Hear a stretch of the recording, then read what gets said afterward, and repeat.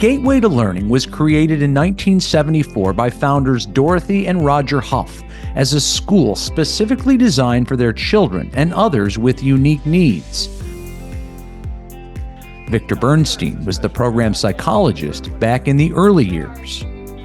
Dorothy was a real innovator because she came out of an early childhood background. And so instead of doing ordinary repetitive activities, our students were learning kind of through real life activities. And there was a lot of positive energy, and always has been ever since I've been involved. Little did Victor know that he would go from employee to parent, because in 1992, his and his wife Penny's 18-year-old son Nick came to Gateway to Learning with a passion for food and working in the kitchen. Nicky was nonverbal and not nearly as independent as a lot of the other students, participants, people, but the classes were all mixed.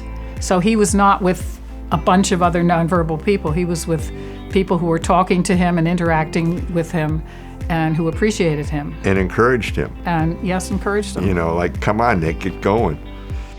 Sadly, Nick would pass away in 2007, his final years impacted by his loving Gateway family. By then, Cheryl Hennelly was the executive director.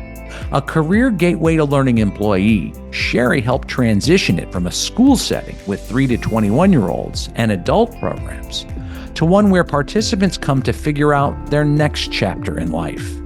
This is something that Jerry Henley says is his late wife's legacy. Now we're enterprising. Now we're bringing people into Gateway to Learning, the day training program. This is where 125 or so participants come every day to enjoy trying to figure out what their vocation is going to be in life. After Sherry's death in 2017, the reins to this growing organization were handed to lifelong disability advocate Catherine Lavin, whose daughter Emily is Down syndrome. For Kathy, like so many others at Gateway to Learning, it's not just labor, but a labor of love. I can't remove the hat, right? It's part of my DNA now. I mean, she's part of my DNA. I can't take it off and say, oh, I have to look at this one way or another. They are intertwined. You know, this role of administrator and mother are intertwined. I can't remove them. So everything I do is from both a place of professional and parent. It's that kind of passion and compassion that has allowed Gateway to Learning to soar. Whether it's self-directed assistance, community day services, wellness, or the employment services division, these participants are blazing their own trail.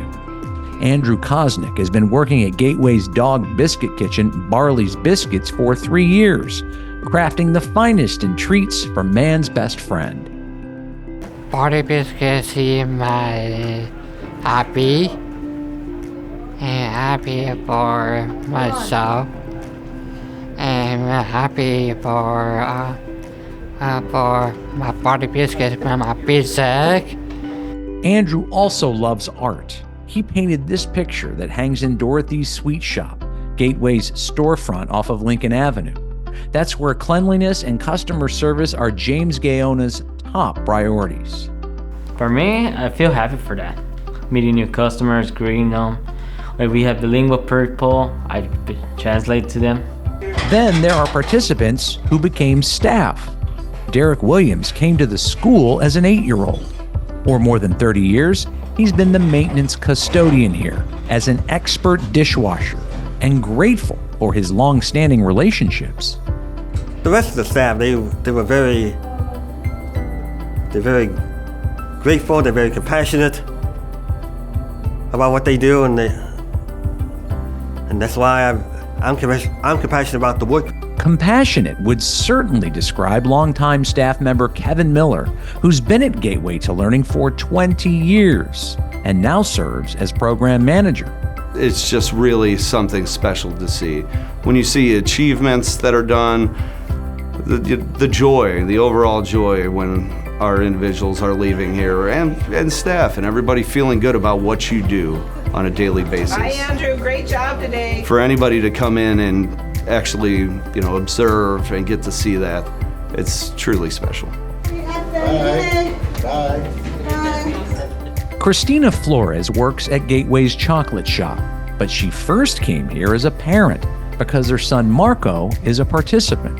I work here now, but as a parent, when new parents come in to see the program, I approach them and tell them it's a great place, but I'm not just saying as a worker here. I'm telling you as my point of view as a parent, it's amazing. I don't know. It's that kind of connection that's reassuring to parents. Bobby Doherty's daughter Lizzie has been here since 2006. Oh, I feel like I'm indebted to them for life, for being here.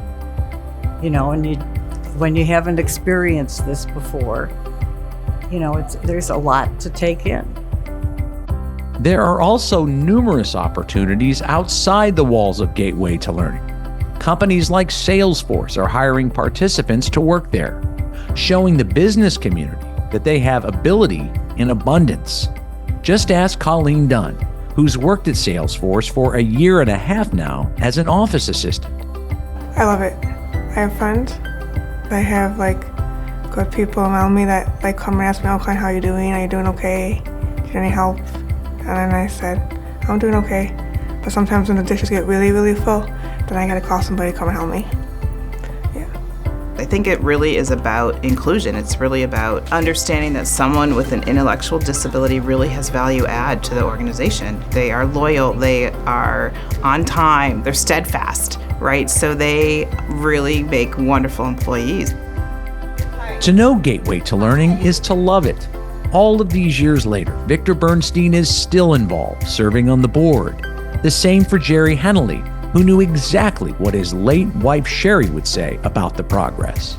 She would say, "Let's keep it going. We're just starting. There's more to do, and we're doing it.